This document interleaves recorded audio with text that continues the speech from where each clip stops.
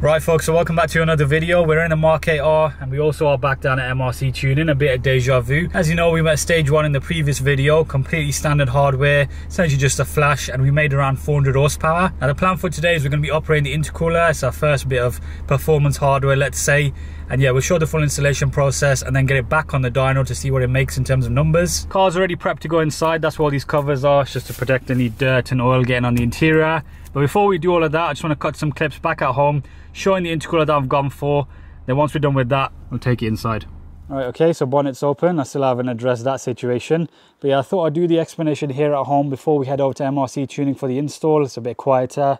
Now fundamentally, because this is an MQB, it's going to be very similar to the video we did on the Mark 7 GTI, taking the front end off, and basically the intercooler is sandwiched in the middle of the rad pack. But yeah, getting onto the product itself, I just want to give a massive shout out to Do88. Now I did do a fair bit of research on what intercooler to go for on this particular car, because it is of course the E888 Gen 4. Do88 actually went ahead and developed a whole dedicated one. They've got their own in-house development car. It's an edition 45. The core volume is actually 75% larger, and they're quoting a 12 horsepower increase on a totally stock club sport. But BHP aside, one of my favorite things about operating the intercooler is the fact that it just makes your car more dependable in terms of hit after hit. So for example, say if you floored this a couple of times, you'll end up getting a bit of heat soak.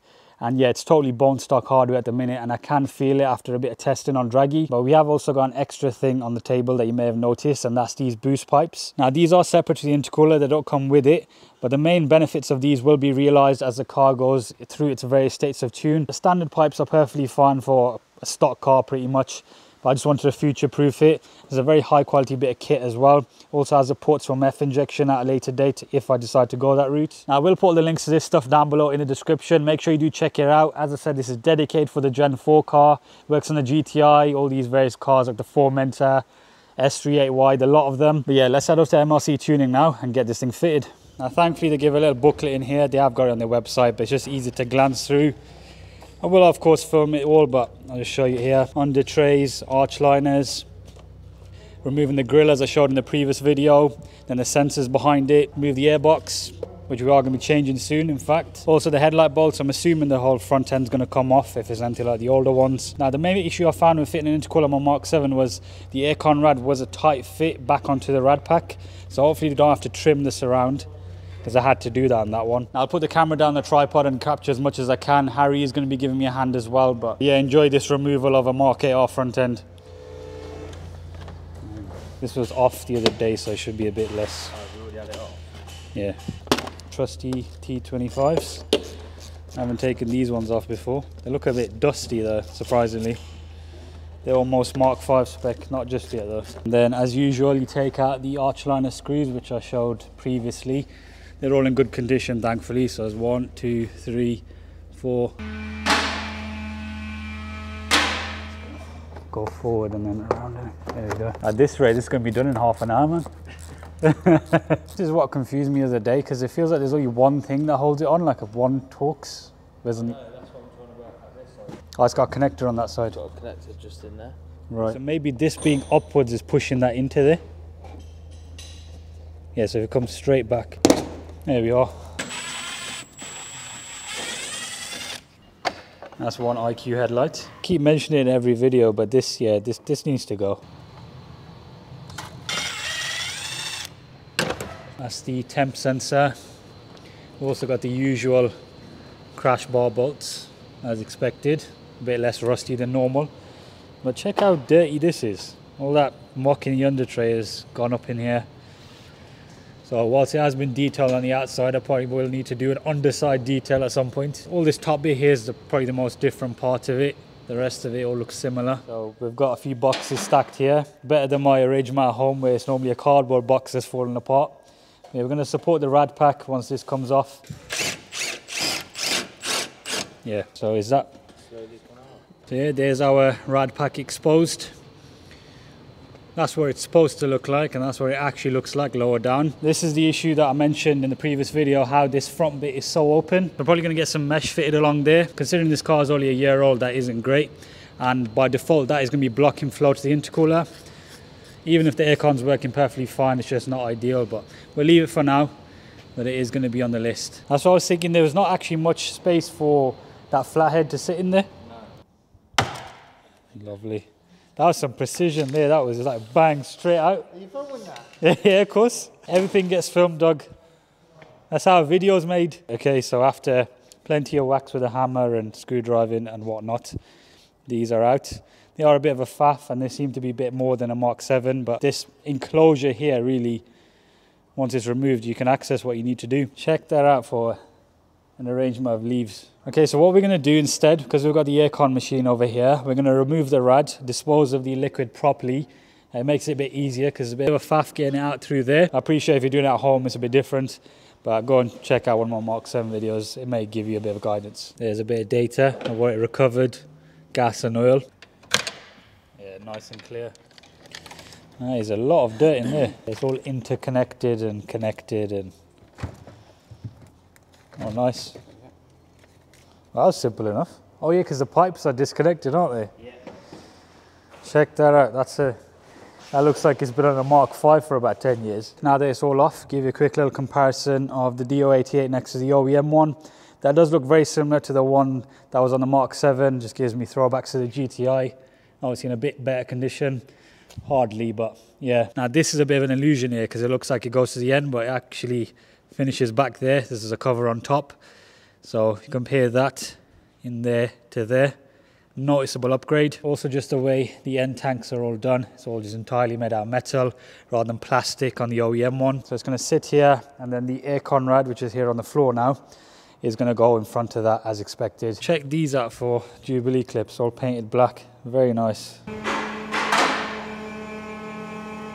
So we're just draining the cooler right now because we need to fit the operated boost pipes. So there's not too much clearance in there, so we're going to remove the rad. Obviously, if you're just doing the intercooler itself, you wouldn't need to do this part. It does come with the supplied silicone end pipes, but obviously we're going one step further. That's basically like a Mark 7 with a leaking water pump, that is. Radiator's off. We've also just taken off the charge pipe. Now, there's one pretty cool thing I wanted to point out. Unlike the old IS38, the DV is now back on the charge pipe. All this says to me is it's like an Edition 30 again, which is pretty cool. So we're going to be replacing this with a Do88 item, swapping over the sensors and of course the DV. There's a bit of a side-by-side. This one's of course made out of metal. It's not needed at the current state of tune or probably even stage 2. The guys at Do88 even said themselves, but for the later plans, it probably will come in handy. So a bit of a closer look at the stock DV on a Mark 8 R. It's piston style. All I can hear in my head is the different revisions for a KO41. Right, Continental main boost pipe coming directly off the turbo there. Bit more of a faff this one. Everything's just attached to everything. So move this intake pipe out the way, which also has this coming off it. There we are. Looks like it comes with carpet on it as well. Yeah, nothing to transfer over on this one. Okay, a little sidetrack update, if that even makes sense. The boost pipes are in, but there's something else I just wanted to show you folks. You might notice the spoiler is now off. Don't know if water got in there or any of the materials when we got it detailed, but it was lifting on one side. It was pretty well stuck on those sides. And when I fitted it, it was pretty flush. I just thought I'd take it off just in case I have a repeat of what happened with the splitter. Don't want a spoiler flying off on the M40. I think the ideal solution is going to be to get the complete performance pack wing and unbolt it properly. But finding one, as I said, is a bit of a mission right now. And that's the complete rad pack together with aircon rad and the normal radiator. Nice little touch on the Mark 8. You don't have to worry about the washer bottle just spewing everywhere when you remove the bumper. They've rerouted it somewhere, so that's all good. Just put the silicone pipe on, going directly from the intercooler onto the new boost pipes. And just like that, we're pretty much done. Just need to put the airbox back in, arch liners, but for the most part, that was a very hassle-free installation. We can't stress enough how easy that was compared to some of the other intercoolers. You'll be there trimming bits of plastic and trying to make stuff fit, and you'll end up losing hours of the day and it stretches over to the following day. Okay, just switch back to the onboard mic so it might sound a bit different. Car's gonna go on the dyno now, show you what's on there currently. It's actually Doug's RS3, Sean's just unstrapping it. So this has got an 850 kit, it's a big turbo. It had a 1000 kit on it before, now it's got an 850 kit, so that's the comparison of both graphs. That's 99 plus octane booster. Yeah. Big turbo fire seal is something else. Colour is still looking good after that detailing session. Now a lack of a spoiler on the back. You know what? It's looking a lot better than it did at the start, even without the spoiler. Onto the dyno it goes. Now they do quote a 12 horsepower increase with this intercooler and also a 12 degrees C reduction in IATs. We'll get the logs afterwards. Of course there'll be different scenarios that the car was tested in, but I'm sure it'll be an improvement regardless.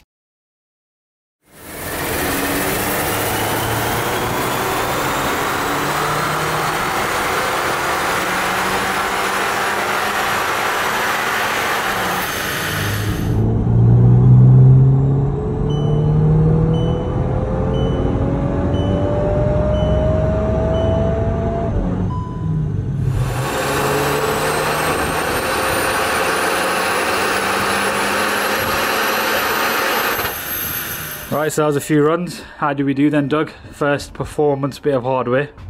420, 423, 420, 421. Exact same map as stage 1, just the intercooler changed. We made 403 previously and the highest run was 410, but very consistent then. Yeah, again consistent. And what we had before was 24 degrees intake temps at the lowest point up to 48.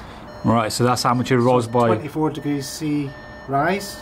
Stock intercooler. And now we're 21 rising to 25.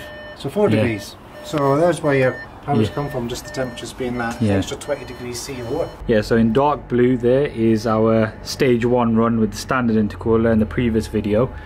So as you can see, made 554 Newton meters for 3.4. This is what we settled on. Of course we did do higher, 410, but yeah, no changes.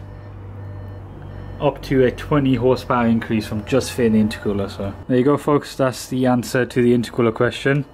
Safe to say you need to get one done. 420 PS on totally stock exhaust is pretty good going. So stock airbox. Stock airbox, yes, of course, yeah. So all of that with the cats and OPF in place. And there you have it, the intercooler install's all done. Our first bit of performance hardware. Solid upgrade in terms of raw numbers on the dyno, even without a map tweak. And also will make the car more dependable on the road when doing multiple runs and all of that good stuff. But yeah, we'll end the video here. Hopefully you enjoyed it. Drop a like if you did. Subscribe for a lot more content to come. I've got tons of parts around for this car. But yeah, I'll leave you to it folks, and I'll see you in the next one.